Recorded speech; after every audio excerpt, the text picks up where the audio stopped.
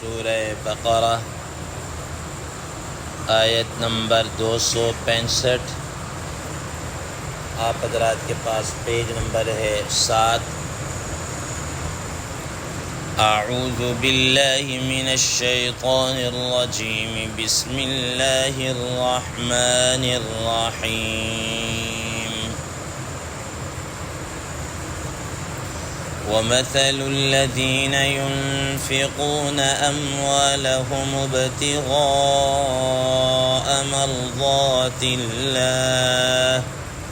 وتثبيتا من أنفسهم كمثل جنة بربوة أصابها وابل فآتت أكلها ضعفين فإن لم يصبها وابل فطل والله بما تعملون بصير۔ صدق الله العظيم۔ اللهم صل على محمد النبي الأمي وعلى آله وسلم تسليما كثيرا كثيرا۔ محترم سامعین کرام، اس آیت مبارکہ کا ترجمہ اللہ تبارک و تعالی ارشاد فرماتے ہیں، وَمَثَلُ الَّذِينَ يُنْفِقُونَ أَمْوَالَهُمُ ابْتِغَاءَ مَرْضَاتِ اللَّهِ، اور ان لوگوں کی مثال جو اپنے مالوں کو خرچ کرتے ہیں اللہ کی رضا کو چاہتے ہوئے، طلب کرتے ہوئے، وَتَثْبِيتًا مِّنْ أَنفُسِهِمْ، اور اپنے آپ کو، اپنے نفسوں کو ثابت کرتے ہوئے، کمثل جنت بربوہ، ان کی مثال ایسی ہے جیسا کہ ایک باغ اونچی جگہ پر ہو، کسی ٹیلے پر ہو، اصابہا وابل،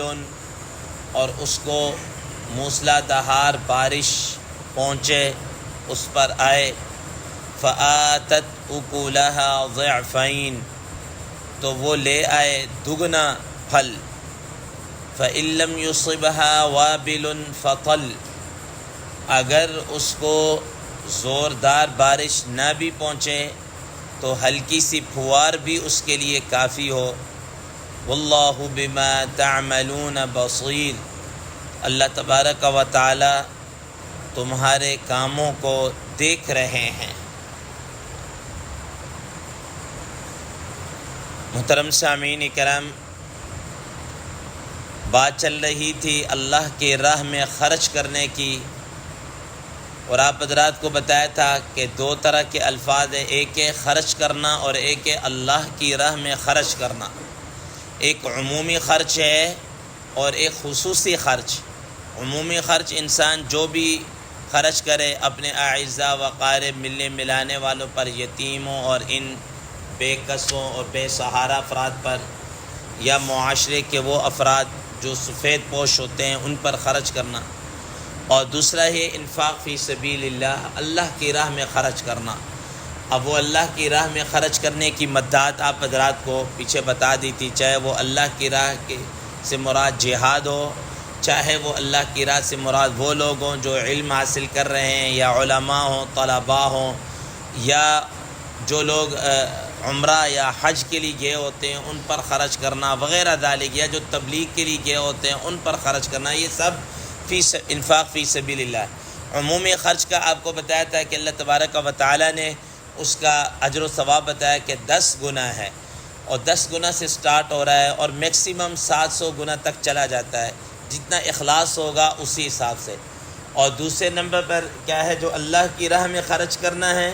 اس کا سٹارٹ ہی 700 گنا ہے، اس کا سٹارٹ ہی کیا ہے، اس کی ابتدا ہی 700 گنا ہے، اور اس سے آگے دگنا چگنا وہ چلا جاتا ہے، جتنا جیسے کہ ہمارے ہاں محاورہ بولا جاتا ہے نا کہ جتنا گڑ اتنا میٹھا، جتنا اخلاص ہوگا، جتنی للہیت ہوگی، اتنا ہی اس کے اندر اللہ تبارک و تعالیٰ کی طرف سے اجر و ثواب بڑھتا چلا جائے گا۔ محترم سامعین اکرام، اب گزشتہ آیات کے اندر وہ لوگ جنہوں نے ریاکاری کے طور پر خرچ کیا، فرمایا کہ ان کو کچھ بھی نہیں ملنے والا،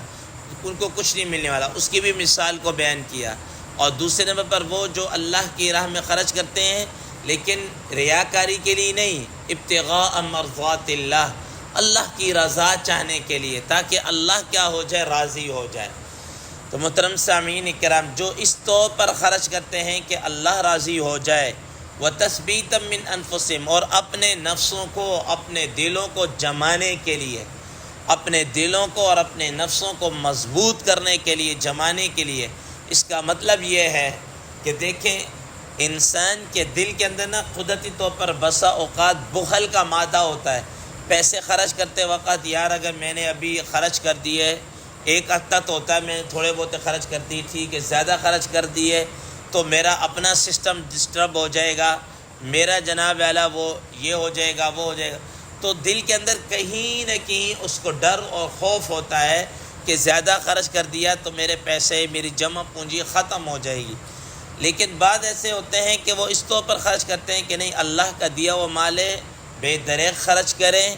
اور تاکہ خرچ کرنے سے پھر کیا ہوتا ہے کہ انسان کے دل کے اندر جو بخل کا مادہ ہوتا ہے وہ ختم ہو رہا ہوتا ہے، بخل کا مادہ ختم۔ جس آدمی کے دل کے اندر بخل ہو یا اس کے اندر کنجوسی ہو، اس کو چاہیے کہ وہ اللہ کی راہ میں مال خرچ کرے، اس کے دل کے اندر سے یہ مرض جو ہے بخل والا ختم ہوتا رہے گا۔ ٹھیک، تو فرمایا کہ جو آدمی اللہ کی رضا چاہنے کے لیے اور اپنے آپ کو ثابت قدم کرنے کے لیے اخلاص کے ساتھ جو خرچ کرتا ہے، اللہ تبارک و تعالیٰ اب اس کی مثال کو بیان کر رہے ہیں کہ تو محترم سامعین اکرام، ایک تو یہ ہے کہ رضا، اور ایک یہ ہے کہ اخلاص نیت۔ حدیث مبارکہ میں آتا ہے، رسول اللہ صلی اللہ تعالیٰ علیہ وسلم نے ارشاد فرمایا، سیدنا ابو ہریرہ رضی اللہ تعالیٰ عنہ کی روایت ہے، فرمایا کہ اب اخلص دینک یکفیک قلیل من العمل، تو اپنے دین کے اندر اخلاص کو پیدا کر لے، اور اخلاص اگر تھوڑا بھی ہوا نا تو تیرا تھوڑا عمل بھی کافی ہو جائے گا۔ محترم سامعین اکرام، آپ حضرات نے پڑھا، رسول اللہ صلی اللہ تعالیٰ علیہ وسلم فرمایا کہ میرے صحابہ اگر ایک مد جو یعنی تھوڑا سا 1 پاؤنڈ آپ لگا لیجئے، ٹھیک ہے نا، آدھا کلو لگا لیجئے یا اس سے بھی کم، کہ وہ اللہ کی راہ میں خرچ کریں، اور بعد میں آنے والے احد پہاڑ کے برابر بھی کیا ہے خرچ کریں، تو وہ میرے صحابی کے وہ تھوڑا سا خرچ کیے ہوئے کو نہیں پہنچ سکتے۔ کیوں؟ کہ ان کے اندر جتنی للہیت ہے، جتنا اخلاص ہے، یہ بعد میں آنے والے لوگوں کے اندر اس طرح کا اخلاص نہیں ہو سکتا۔ تو اسی وجہ سے رسول اللہ صلی اللہ علیہ وسلم نے فرمایا کہ تم اپنے دین کے اندر اخلاص کو پیدا کر لو تو تمہارا تھوڑا عمل بھی کیا ہو جائے گا، کافی ہو جائے گا۔ اب اللہ تبارک و تعالیٰ اس کو بھی ایک مثال کے ذریعے سے بیان فرما رہے، فرمایا کمثل، جو آدمی اخلاص کے ساتھ خرچ کرتے ہیں، اللہ کی رضا چاہتے ہوئے خرچ کرتے ہیں، ریاکاری سے اپنے آپ کو بچاتے ہیں، اور جو پیچھے ہم نے پڑھا ہے احسان جتلانا اور تکلیف پہنچانا، اس سے بھی اپنے آپ کو بچاتے ہیں، تو پھر کیا، کمثل جنت بربوۃ اصابها وابل فآتت اکلها ضعفین، کہ انسان کا باغ ایسی جگہ پر ہو، ایسے پرفضا مقام کے اوپر ہو جو کھیتی باڑی کے لیے انتہائی موزوں زمین ہو، اور وہ کسی اونچی جگہ پر ہو، ٹیلے کے اوپر ہو، اور عموماً وہاں کی جو زمین ہوتی ہے وہ بڑی پرفضا ہوتی ہے، اور کھیتی باڑی کے لیے انتہائی موزوں ہوتی ہے۔ اب اس کے لیے انسان اگر تھوڑا سا بھی وہاں پر کیا ہے بارش کا چھینٹا لگ جائے، اور اس طریقے سے تو اس کی پیداوار پہلے سے ڈبل ہو جاتی ہے۔ تو فرمایا کہ ایسی جگہ پر انسان کا باغ ہو، انسان کی کھیتی ہو، انسان کا کھیت ہو، اور پھر اوپر نور علی نور یہ ہو کہ اس پر تیز بارش آ جائے، بارش آئے، اور جو اس کے لیے تو پہلے سے ہی مفید ہے، پھر اوپر سے بارش کا آ جانا اور اس کے لیے کیا ہے مفید ہو جائے، جس سے اس کی پیداوار کیا ہے پہلے سے دگنی ہو جائے۔ پہلے سے کیا ہے دگنی۔ تو فرمایا کہ جو آدمی رضا کے لیے خرچ کر رہا ہے اور پھر اس کے اندر اور اخلاص آتا چلا جائے گا تو اس کا عمل دگن، اس پر ملنے والا اجر و ثواب